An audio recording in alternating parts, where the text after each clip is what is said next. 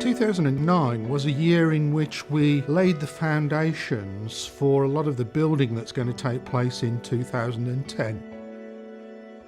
The process of change that we're going through is very stressful for everybody, and it's particularly stressful when we have to do it against a background of a poor economic climate. And really all I can say to people in that is most industries are going through periods of change the way we're going through it. We've been working now for a number of years to actually try and work out what this group should look like to be as successful in the future as it's been in the past.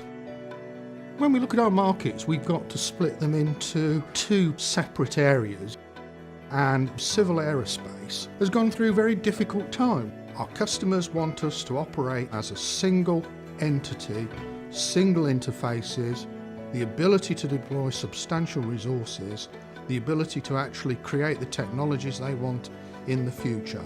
That means we've got to combine our strength and operate as one.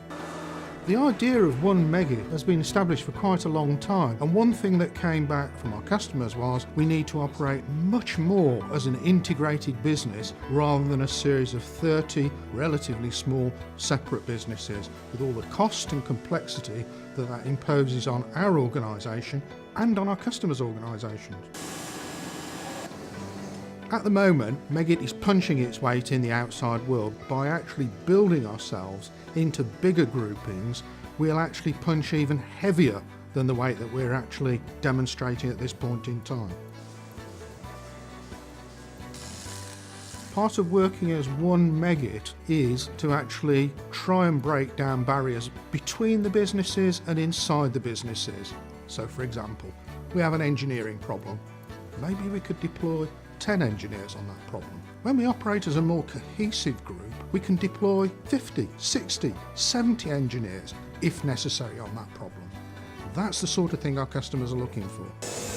I think the things that sum up a Meggitt employee to me are someone who's hardworking, talented, we've got an awful lot of talented people in this business, entrepreneurial, we're good at finding solutions to problems, independently minded, and I think it's that last point that we actually need to moderate. We need to swap some of that independence for a little bit more cooperation. Some people are in a position to move faster than others, and that's frustrating because we've got to bring everybody along at the same sort of pace. We don't have the option to stand still, desirable though it might seem some days. We're engaged in a significant transformation of the group. We have a template now for how we wish to install SAP across the group. That's a very important enabling tool for the changes that we intend to make. We've done an awful lot of work on our engineering function and laid the groundwork there for how we're going to take the engineering change forward. We're actually progressing rapidly on the shared service model. IT's the area that we've advanced it the most, with shared service centres in California.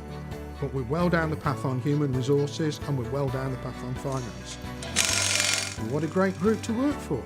Here's a group that actually identifies changing trends in the marketplace, actually puts itself ahead of those changes, does some of the things, some of which are quite difficult, to actually get itself through that change and leaves itself well positioned for the future. 2010, a lot more change.